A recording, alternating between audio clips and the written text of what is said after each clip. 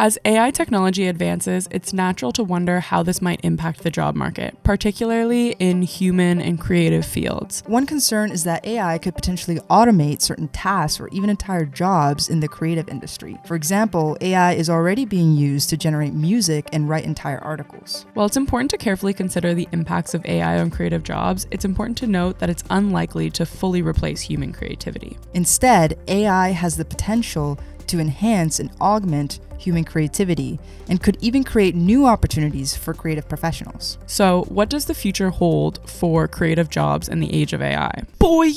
What if I were to tell you that was all AI propaganda? That entire intro was written by AI. What's going on, everybody? Welcome back to the Queer Collective podcast. My name is Carbon. And I'm Emily. Sorry for tricking you.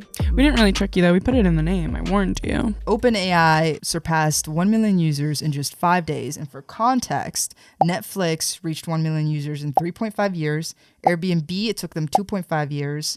iPhone took 74 days, Spotify took 5 months, Instagram took 2.5 months. There is an argument there that Netflix is much earlier in the history of the internet, so obviously it took longer, but there is very quick adaptation for it. And it starts because people are already well adapted into just the idea of the internet. There was a lot of resistance in the beginning. Now the internet is just a common thing. Now, there's a lot of resistance with AI.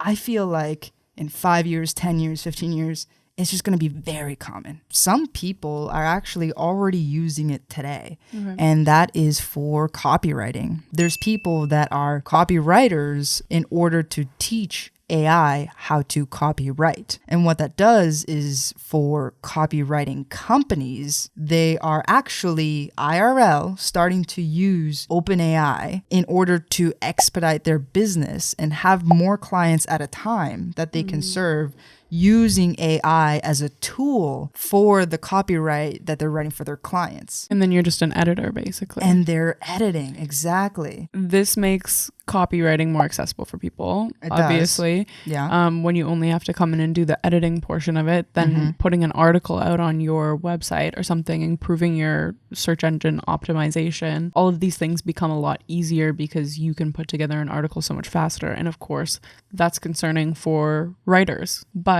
I think one interesting thing there is that the AI is sourcing information off the internet. So it's never really going to come up with anything investigative on its own. It's not going to replace investigative journalism. That's things that still need to be done. I think that's an important thing to note, is that AI can only work off of what already exists. So if there's a story that doesn't exist, if there's a topic that isn't widely talked about, it has very little information or no information to work off of. So there will always be a need for writers covering new topics because it can't work off what doesn't exist. Another use case that I have seen for AI is thumbnail generation. A huge part of getting somebody to click on your video is the title and the thumbnail. If we can divide our workload and have it help us out in the thumbnail and the caption, wouldn't that be beneficial for us as a YouTube platform? 100%. So kind of where I'm seeing the use case is I see this as being something that's such a beneficial tool for business owners. We run a nonprofit organization, and so all of these tools help us achieve so many more things than just ourselves can do on our own. But the negative thing is, I think this is kind of detrimental to people who are doing kind of these entry-level tasks. If someone's a writer and they're looking for an entry-level copywriting kind of position to get themselves into that like investigative journalism path, is you're missing kind of that stepping stone now, and it's harder to break into that field. Rather than seeing it as like, okay, the AI has taken over my job as an entry-level position, could you not instead use that AI capability as a tool to actually get further ahead? And instead of starting at the very, very bottom entry level, you are now starting above? Potentially, like if there's enough jobs left, you know? Well, that's always a question, yes. Yeah. And I do have thoughts about like how many jobs will be left, because we do see more and more automation of every single industry that exists, essentially. I do think that it is a big concern, but the world is always changing all around us. So it really is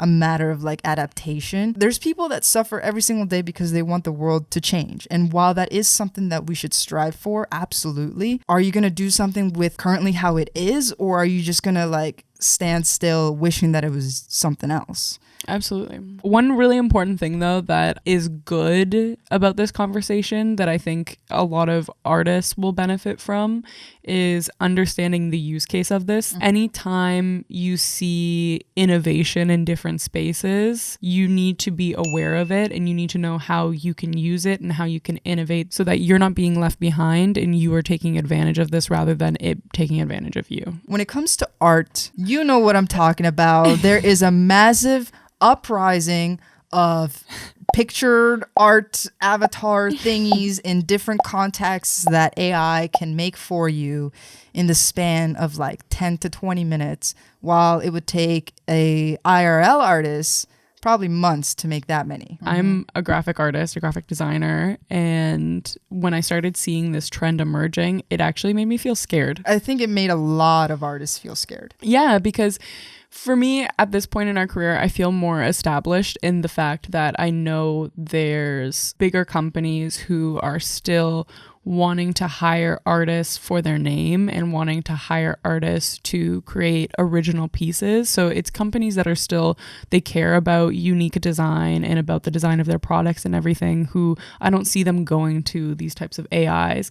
But the kinds of jobs that I am scared for are the jobs that I started out doing graphic design for.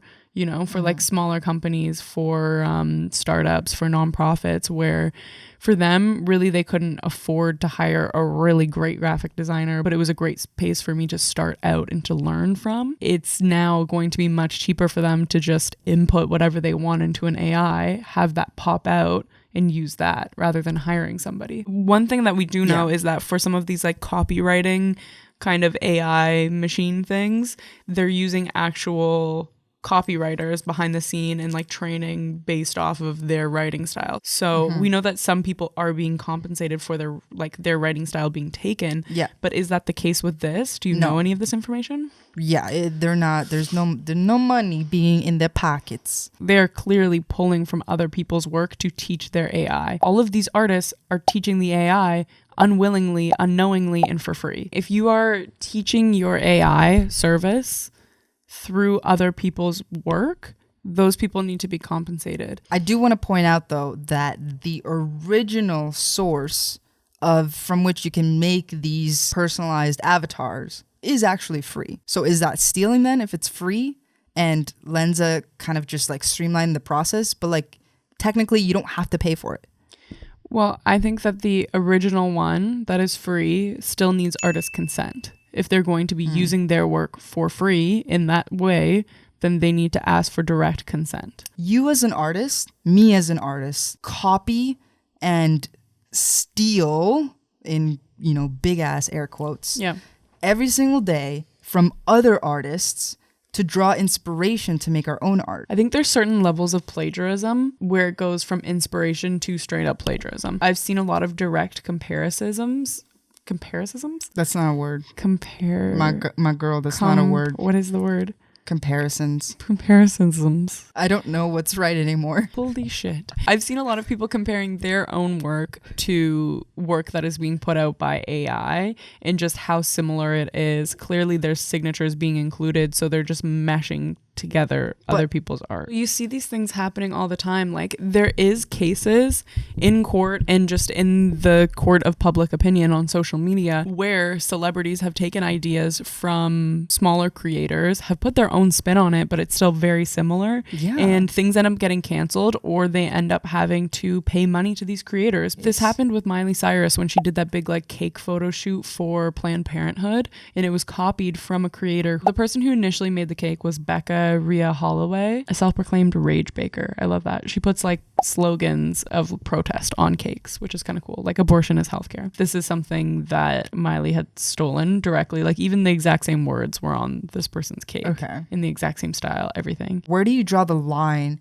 between inspiration and copying? I've seen hundreds of sketch artists that sketch in a very particular style, and it's all like the same freaking style. So who gets rights to that? And if somebody's selling it, couldn't another artist who claims to have invented that style be like, hey, that's my style, and you owe me money for using my style? Well, you're talking about sketches of people's faces that look realistic. Yeah, that's one style. There's that other style where people are turned into like caricatures. Like in New York, like Yeah, Central absolutely. Park or something, like you'll probably find like 5 different caricature sketch artists. Yeah, they'll each have like a slightly different style, but it's all under the same Umbrella. the same umbrella. Yeah, and it all looks very, very similar. I'm not Absolutely. saying the exact same, but extremely similar.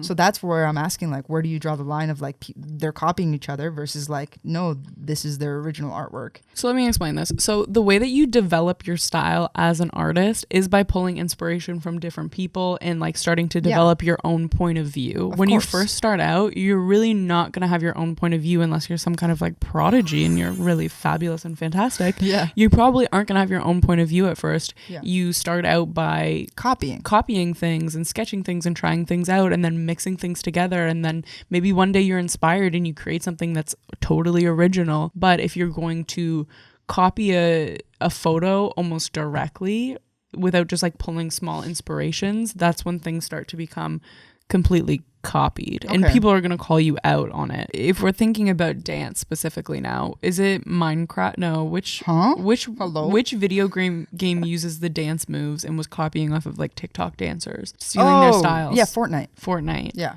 Did anything end up happening with that? Did they end up just taking the dances down? I remember that there was a court case around it. Yeah, nobody got no money. Like the Carlton, that's another big example. That was actually also in Fortnite, the Carlton dance move. They directly took his signature move, profited off of it because people could pay to have that move as a function for their avatar.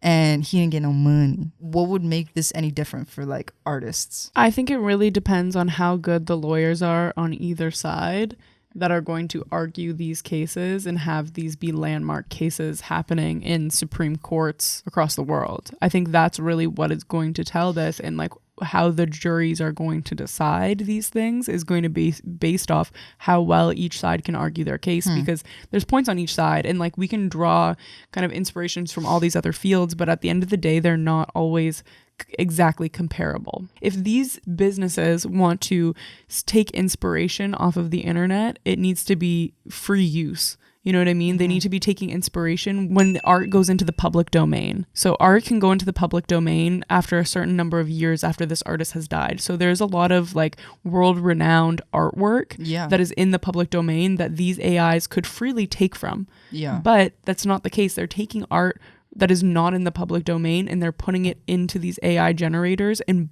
pumping out content without any consent. So that's my problem. Is the nuance here that it's a robot? I think that is the nuance, to be totally honest. And you're not seeing it being held accountable. I think really the problem is that the AI does not have nuance. The AI is including people's signatures because the AI sees that as just part of the artwork. You're bringing up, I think, probably the root of the issue here is that it is a robot and it's not a human. Yeah. Because humans do this every single day. If you're the creator of popping and later on you see popping moves in the next Step Up movie, you're not going to get no money. And like it's just going to be considered inspiration. Yeah. But if it's a robot doing it and it's like a big company profiting off of it, then that's where people like really get angry. I think people are really angry by the fact that it's technology. Personally, I think they should only be allowed to take art in the public domain. If they want to have artists work, they need to get consent for that.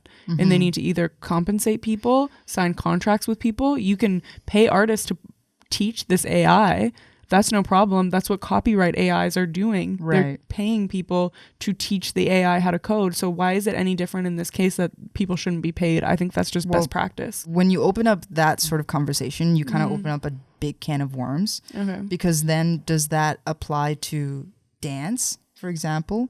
And like all of the copywritten moves that have ever existed? Does it apply to music, for example? Like artists have been sampling for a long time now. That big can of worms that you're opening, like it has to apply to all modes of art then. I wouldn't say that, and I don't think you can paint it with the same broad brushstroke, because there is a lot of money to be made in like music copywriting. You know what I mean? Like there's a lot of lawsuits like that, and there's a lot of people there who is win. A lot of so it's different. That's and it's different than dance too. Dance, there isn't as much protection as music. No, and that's also a big piss off too. Yeah, absolutely. It's not considered something that like you can copyright. Well, I think it's harder to prove, no, that someone created a move for the first time. I think with the Carlton, that's like, I feel like that should have had a pretty good case because it's so well documented. But it right? still didn't go anywhere. Oh, so he did sue the video game company last year after the dance he invented for his character Carlton were used in NBA 2K. I didn't know he actually sued. He did sue, but he couldn't win because you're right, you can't copyright a dance move. That's what I'm saying. So it's copyright law. Copyright provides protection for literary, artistic, dramatic, or musical works and other subject matter, including performers' performances, sound recordings, and communication signals. I don't know. It does get very complicated and nuanced because, like you said, this AI can be considered to be doing the same thing that humans are doing to pull inspiration. Inspiration, yeah. But if you can't copyright a style, then legally it's technically not theft. I love to play devil's advocate. And I hate when people play devil's advocate. And like, it bothers me so much. Every time. We had a roommate. Therefore, I bother her many times. Yeah. And we had a roommate who always was just like the type of dude to play devil's advocate. And I yelled at him. No matter what, companies don't really care about how it makes people feel. No, they care about the bottom line. They and that's care about the amount of profit and their margins. Yeah. And because over time, AI and automation will become more and more profitable to their bottom line, I see this happening more and more, that companies will switch to automation and AI to replace the work that was once of a human being. AI is now starting to be able to write and fix code. And it's like, okay, so coding was like the big hit that everybody was supposed to like do in order to secure a safe job. And teaching now in elementary school. That was something I was talking to my mom about. And now it's like AI is also learning it. So like, is coding your fail safe anymore? Like, can you really be safe? Like, I don't think that you can. That's what is scary. I saw a TikTok of this guy who was like, I wasn't really feeling like doing my coding job today, so I just stuck it in AI and it fixed my code. Oh my God. And that is so scary because it's like, first of all, why are you telling everyone tell that? people this. You're telling on yourself right now. Like, what the fuck? Stop tattletaling. When it comes to like technology replacing human jobs more and more and more, does that mean that we're just going to have a bigger and bigger and bigger population of people that just like sit around and do nothing? And then does that lead to the government ultimately having to make a decision of creating universal basic income? Was it somebody who saw capitalism as like a means to get to communism? Karl Marx, from way back in the day, predicted that the future would become so automated that it would lead to universal basic income. Basically, what I think a prediction. this was similar. Yeah, well, that was kind of like his prediction, I think, was getting automation to a certain point where we can all leisure. Because if you think about it, is he a prophet? well, I think most economists try to be prophets. That's true. Yeah. But we work so that we can feed ourselves, provide ourselves, all of these different things. And before, it used to be very much more direct. Like we would have to labor on farms to feed ourselves. And slowly that process has been automated. But now we're having to work to pay for those things. But if every single job is automated, you know, then it's like, what do you do to pay for the things? It's like, no, it has to be universal basic income. Yeah. But is that so beautiful?